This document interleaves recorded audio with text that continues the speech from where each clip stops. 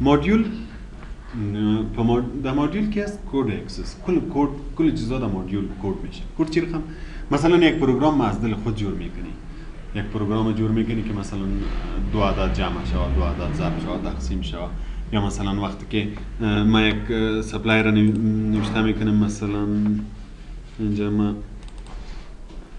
سپلای را دادم، مثلا یک سپلای را دو دفعه نوشته میکنیم برای بگویی که اشتباه کردی. در مدیول که از بسیار کارهای زیاد میشه که ما شما فعلا سادهش یک ساده کدش میخوانیم، دیگهش باز در پروگرامینگ دیگه پروگرام ها در وی بی دات نت و دو چیزا میخوانیم، اینجا زیادتر نمیفهمین. از این خاطر فقط یک نمونهش میخوانیم که بفهمین که مدیول چی هستن. مثلا من یک فرم دارم، باش که من یک فایل نه آواز کنم.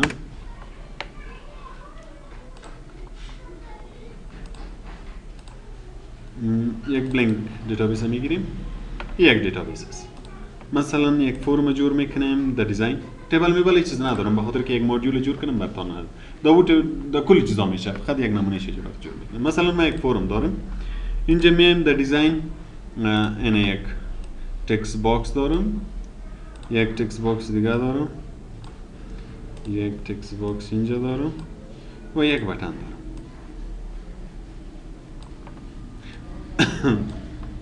مثلا ولی که کلیک میکنی اینجا نامشان نوشته میشه. از این نامی از چی است؟ تکست باکس 0. از این چی است؟ کلیک کنی نامش می نامی از این تکست باکس 2 است و نامی از این باز تکست باکس 4 است و نامی بتن چی هستن؟ کاماند 6. وقتی که ما در فورم میایم ولی کاماند کلیک میکنی چیز کار میشه؟ من میگم که چی کار شد. وقتی که داینی یک عدد نوشته میکنیم، مثلا داینی تکست 0 ما یک عدد نوشته میکنیم و داینی نوشته میکنیم، وقتی که اینی بتن میزنم باید اینجا جمع شود. یا مثلا یک بتن دیگر را جور میکنیم، وقتی که اون میزنم منفی شود.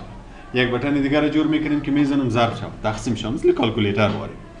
اینی تو کارهای دلخواه که تو میگی که ما مثلا اینی بتن کلیک کنیم اینی تو یک کار شود، اینی چیز اینی تو کار شود. اینی کارهای دلخواه به ذریعه کد میشه و کد را کجا میکنه؟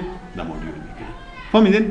مثلا ما در دیزاین میایم، در دیزاین ویو اینی بتن است، ما این را کلیک میکنم. ما وقت که اینی بتن کلیک کنیم، اینی در اینجا که عدد نوشته کرده باشیم و در اینجا که عدد نوشته کرده باشیم، این کت کی جمع شود؟ کت اینی جمع شود. خب باز بیا اینی رو بتن کلیک کو، سعی که در بتن ما ایونت داریم، در اینجا ما اون کلیک داشتیم. یادتان است که میکرو را باز میکردیم، نه؟ مثلا اینجا کلیک میکردیم، میگم که فلانه میکرو باز شود، بازی بتن که کلیک میکردیم اون میکرو باز میشه.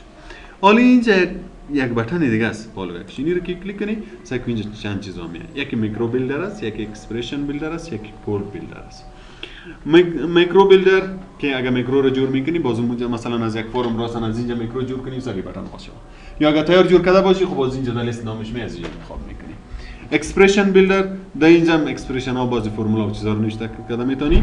خب وقتی که در مدیول کد نوشته میکنی، باز چی رو انتخاب میکنی؟ کد بیلدر. اینو که اوکی میکنی، مدیول باز میشه. این که از یک مدیول است. در اینجا باید تو کد نوشته کنی که چی کار شد. این کد باید کلش خودت نوشته کنی که ما پیشتر گفتم که پروگرامینگ لنگویج بخونید، مثلا ویژوال بیسیک یا باز پروگرامینگ میفهمین.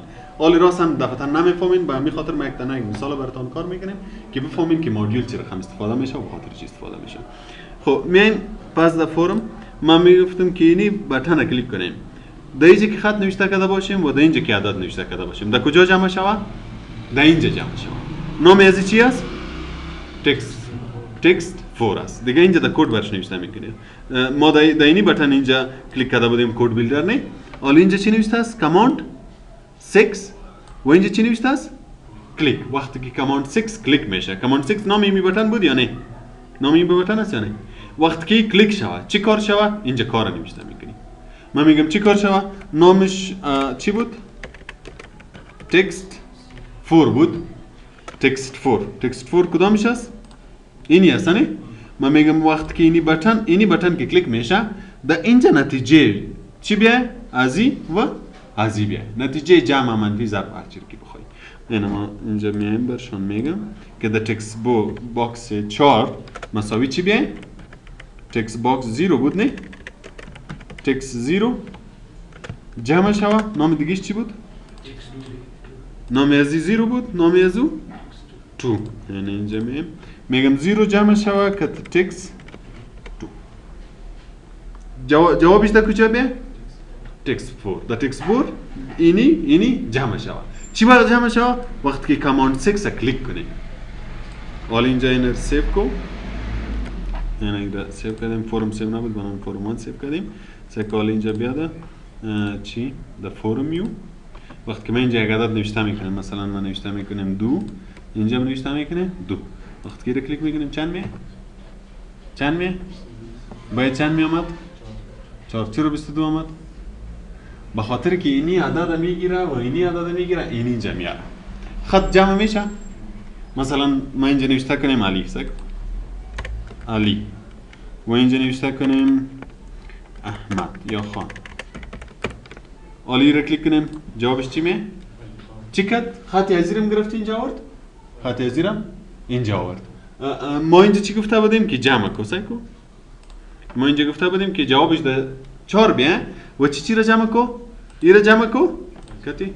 هزی اون وقت که کلیک میکنی اون جمع میکنه جمعش چی رقم است که اردویش اینجا میاد اگر تو میخوای که مثل عدد واری جمع شود باز برش فانکشن ها و چیزا بسیار زیاد چیزا داریم که خیر ما یک فانکشنش کار میکنیم در کجا کار میکنه اینجا بالا نوشته کو اینجا به خاطر نوشته نکو که باز در کلیک فانکشن جور میکنه فانکشن باید پیش جور شد اینجا نوشته میکنی که چی رو جور کو فانکشن جور کو به نام چی یک نام نوشته میکنی هر نامی که نوشته میکنی مثلا من نوشته میکنم که add یا sum نمبر مثلا که نمبر ها رو جمع کنم یک نام دادم چند عدد می جمع میکنیم مثلا 2 عدد برش میگم که یک عدد به نام s مثلا s is a long integer و چیزا رو ما در اول در دیتا تایپ خوانده بودیم نه که عدد ما باید بایت یا اینتیجر یا لانگ اینتیجر انتخاب کنیم که نظر به اینتیجر در اینتیجر 32000 عدد نوشته میشد نه در لانگ اینتیجر بسیار زیاد کلان عدد نوشته میشد تو لانگ انتخاب میکنیم دیگه عدد من نوشته میکنم مثلا b is a long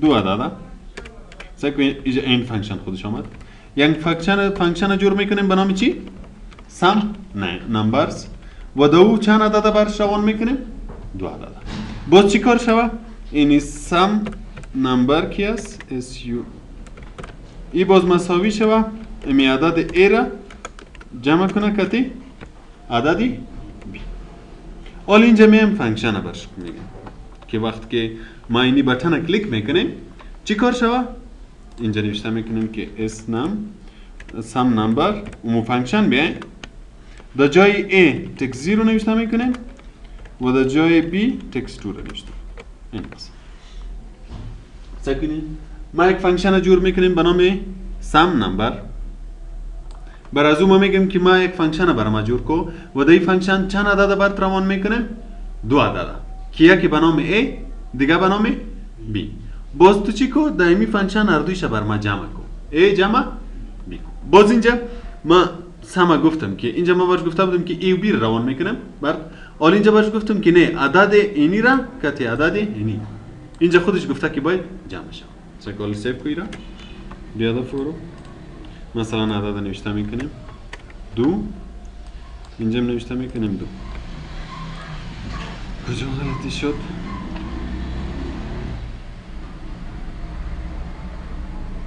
اینجا نامش اشتباه نوشته کردیم SUMNU حالا سیف کن حالا کلیک کن جواب چند آمد؟